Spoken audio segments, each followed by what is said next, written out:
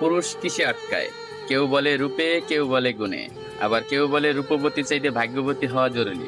আবার কখনো কখনো তো এটাও শোনা যায় যে পুরুষ মায়ায় আটকায়। আসলে পুরুষ আটকায় কিসে? এক দেশের এক রাজা ছিল। তার এত ধন সম্পত্তি থাকা সত্ত্বেও তার জীবনে মনে হচ্ছে ভালোবাসার অভাব। তাকে একা একা বোধ হচ্ছে। তাই সে আর এক দেশের এক রাজকন্যাকে বিয়ে করে আনলো। বিয়ে করে আনার পরও তার মনে হচ্ছে তার জীবনে ভালোবাসার অভাব। সে আরো একটা বিয়ে করলো, কিন্তু তারপরও তার মনে হচ্ছে জীবনে ভালোবাসার অভাব। ভালোবাসার অভাব মিটাতে যাইয়া একটা না, দুইটা না, তিনটা না, সে 9টা দেশের রাজকন্যাকে বিয়ে করলো। তার এখন 9টা বউ। তারপরও তার মনে হচ্ছে জীবনে ভালোবাসার অভাব।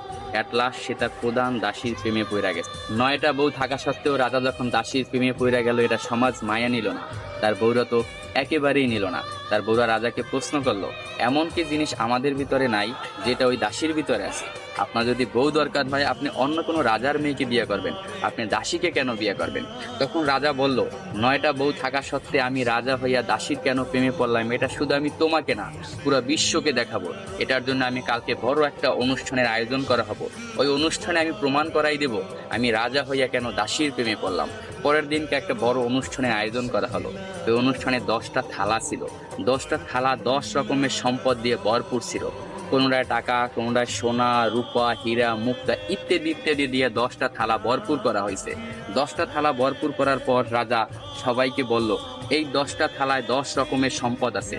আমার 9 জন বউ এবং আমি যাকে ভালোবাসি আমার দাসী, এই টোটাল 10 জন, যে যে থালাটা ধরতে পারবে সেই থালার সম্পদ তার।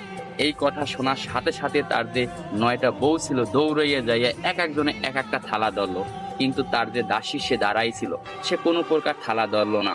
তখন রাজা প্রশ্ন করলো তার দাসীকে, কি হলো, তুমি সম্পদ কেন ধরলা না? আমি তো বইলাই দিছিলাম যে যে যে থালা ধরতে পারবে সেই থালার সম্পদ তার। তখন দাসী বলল, কে বললো আমি ধরি নাই? আমি তো আমার সম্পদ ধইরেই দাঁড়াই রয়েছি। রাজামশাই, আপনি ভালো করে তাকাইয়ে দেখেন, আপনার জামা আমার হাতে ধরা।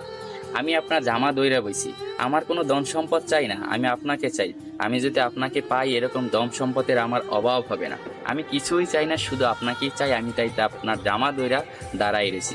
তখন রাজা অস্ত হাসিতে হাইসা পড়লো এবং সবাইকে বলল, দেখো রাজদরবারবাসীরা, তোমরা সবাই দেখো, রাজার 9টা বউ থাকা সত্ত্বেও রাজা কেন দাসীর প্রেমে পড়ছিল। আসলে পুরুষ কখনো টাকা, পয়সা, রূপ, যৌবনের মায়ায় পড়ে না। পুরুষ আটকে যায় নিঃস্বার্থ ভালোবাসা। পুরুষ তাই নিঃস্বার্থ ভালোবাসা। পুরুষকে যে নিঃস্বার্থ ভালোবাসবে, পুরুষ তারই হবে, শুধুই তার।